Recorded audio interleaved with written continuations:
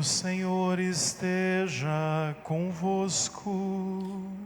Ele está no meio de nós. Proclamação do Evangelho de Jesus Cristo, segundo Marcos. Glória a vós, Senhor. Naquele tempo, quando Jesus saiu a caminhar, veio alguém correndo, ajoelhou-se diante dele e perguntou: Bom mestre, que devo fazer para ganhar a vida eterna? Jesus disse: Por que me chamas de bom? Só Deus é bom e mais ninguém. Tu conheces os mandamentos: não matarás, não cometerás adultério, não roubarás, não levantarás falso testemunho, não prejudicarás ninguém. Honra teu pai e tua mãe. Ele respondeu: Mestre, tudo isso tenho observado desde a minha juventude.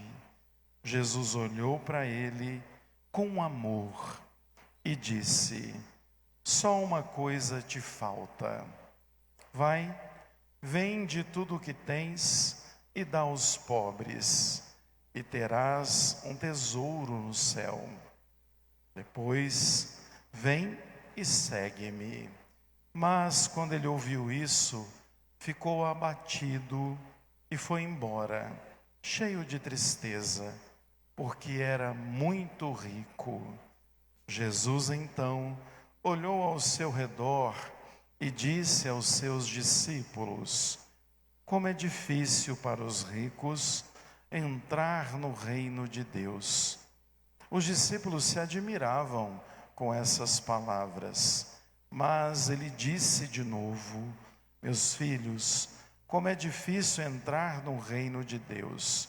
É mais fácil um camelo passar pelo buraco de uma agulha do que um rico entrar no reino de Deus. Eles ficaram muito espantados ao ouvir isso e perguntavam uns aos outros: Então, quem poderá ser salvo? Jesus olhou para eles e disse: Para os homens isso é impossível, mas não para Deus.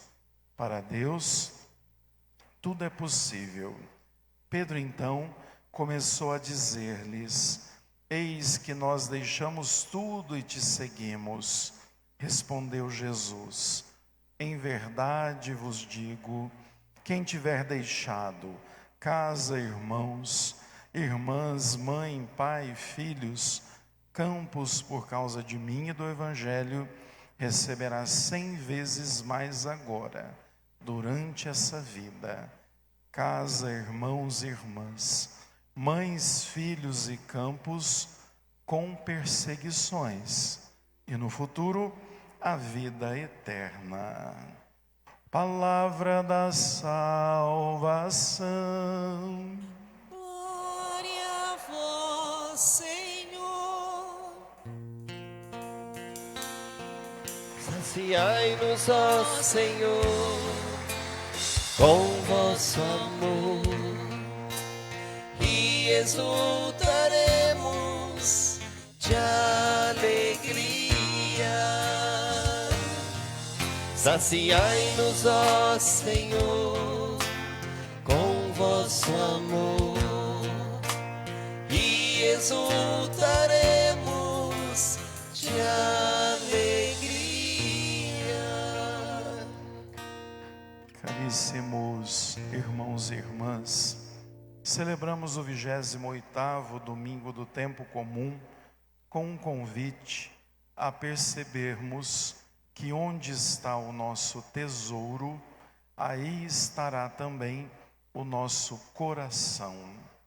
Portanto, é válido nós percebermos que o ponto inicial de toda a liturgia se dá na questão da sabedoria.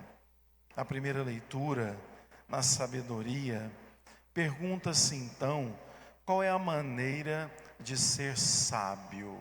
Sabedoria, na verdade, ela tem muito a ver com o sabor, dar sabor à vida, encontrar sentido à vida. A sabedoria é exatamente o grande dom de aprender a dar sabor a partir daquilo que é essencial e daquilo que é secundário. Vejam que então pergunta a Salomão como ser sábio. E Salomão já responde de forma muito clara que a sabedoria é o maior desejo humano, muito maior que o cedro do poder, muito maior que as riquezas, muito maior que o poder e o prestígio. Por quê? Porque, na verdade, a sabedoria é o atributo que ninguém tira de nós. Podem tirar muitas coisas, mas a sabedoria nos acompanha nesta e na outra vida. Portanto, buscar a sabedoria é um grande caminho de vida, de fé. Mas buscar essa sabedoria para quê? Para sempre fazermos boas perguntas e assumirmos uma reflexão para termos boas respostas. É por isso que, antes de entrar no Evangelho, eu acho oportuno aquilo que na segunda leitura ouvíamos. A palavra de Deus, ela é viva, ela é eficaz, ela é cortante.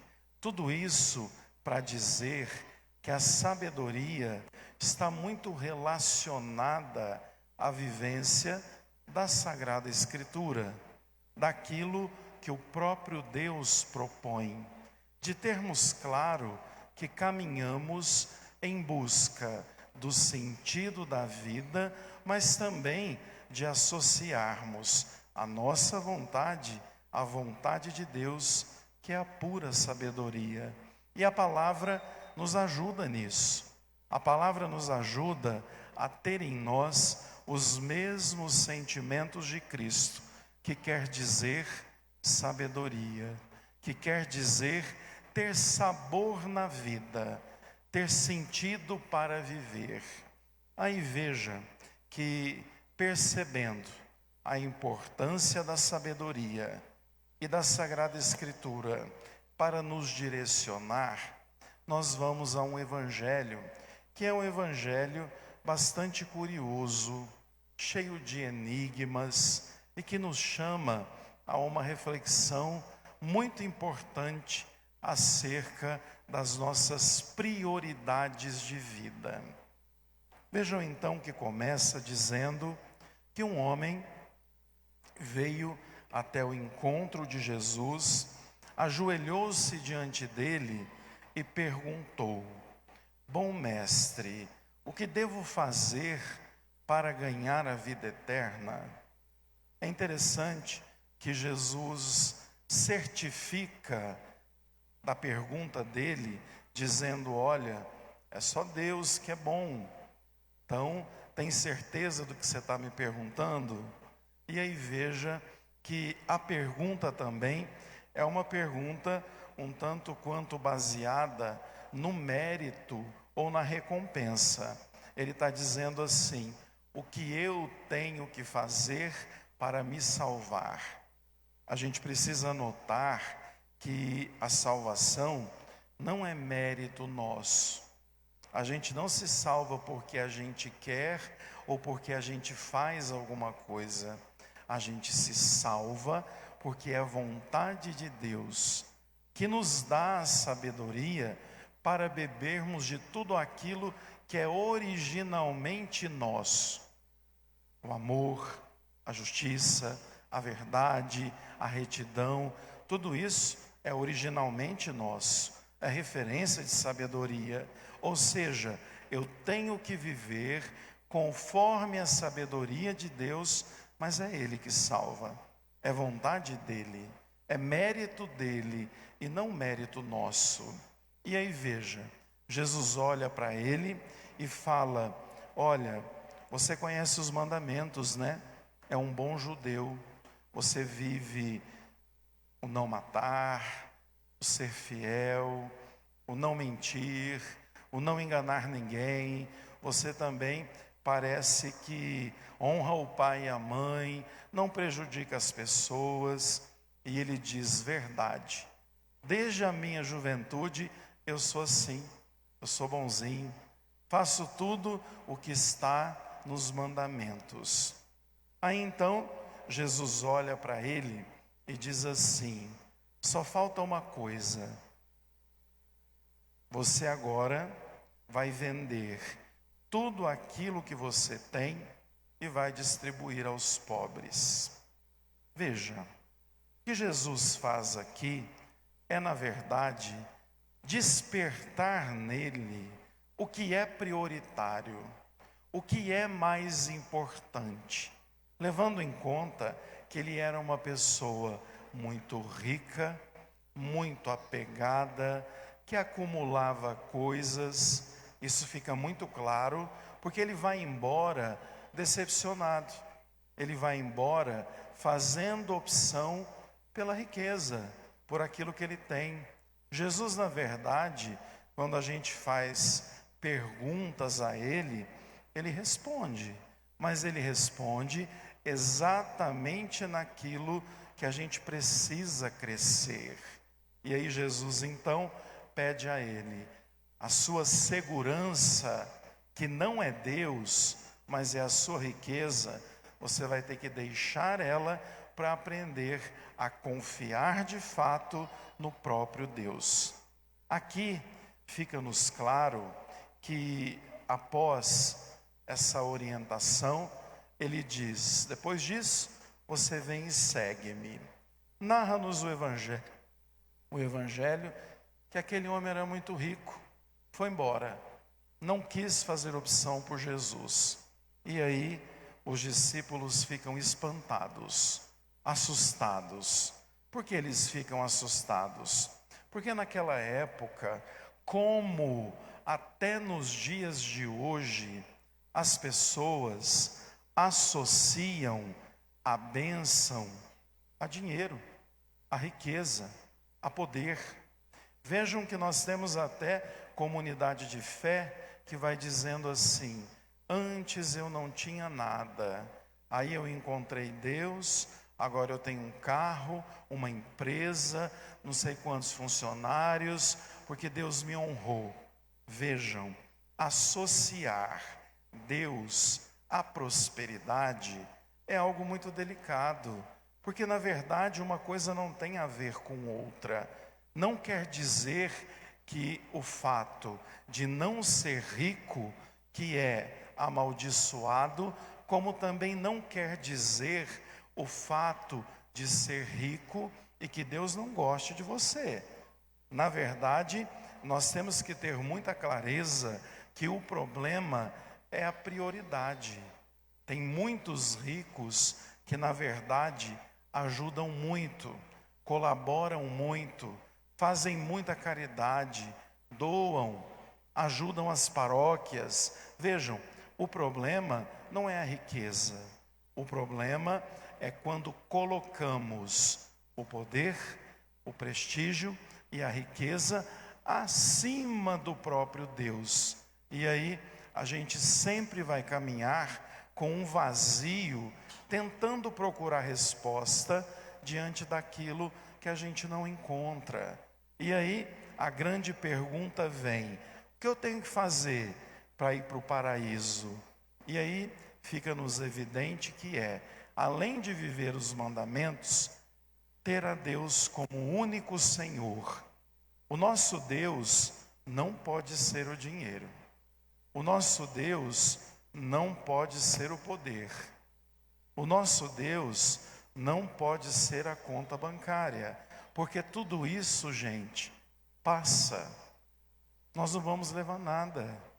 Na verdade, o nosso Deus, que é fonte de amor, verdade, misericórdia, Ele nos chama a construir dentro de nós tudo aquilo que não passa, que o ferrugem não destrói, que a traça não come, porque vejam, nós estamos aqui emprestados, tudo emprestado, de passagem, e essa passagem tem que ser uma passagem que nos encha de sabedoria para fazermos boas escolhas. Aí, quando Jesus ainda pede que ele distribua aos pobres, na verdade, fica-nos evidente a grandeza de ajudar aquele que não tem. Porque a gente pode dizer assim: eu não faço mal a ninguém. Só que se você também não faz o bem a ninguém, está do mesmo tamanho. O bem que a gente deixa de fazer é tão mal quanto o mal que nós fazemos. Por isso, a liturgia de hoje vem nos ajudar a entender da importância de seguirmos a Deus, amá-lo sobre todas as coisas e de buscarmos a sabedoria para escolher bem. Escolher bem é de fato escolhermos sempre por aquilo que nos eterniza. O nosso Deus já é eterno no meio de nós. A eternidade não começa só depois que morre. Nós já vivemos sinais do eterno, porque o eterno está conosco. Por isso, buscá-lo como caminho, verdade e vida é o que de fato nos trará a felicidade que muitas vezes a gente sonha.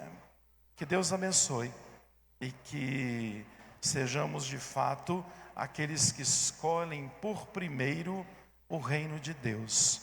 E tudo mais vem acrescentado a partir dessa escolha.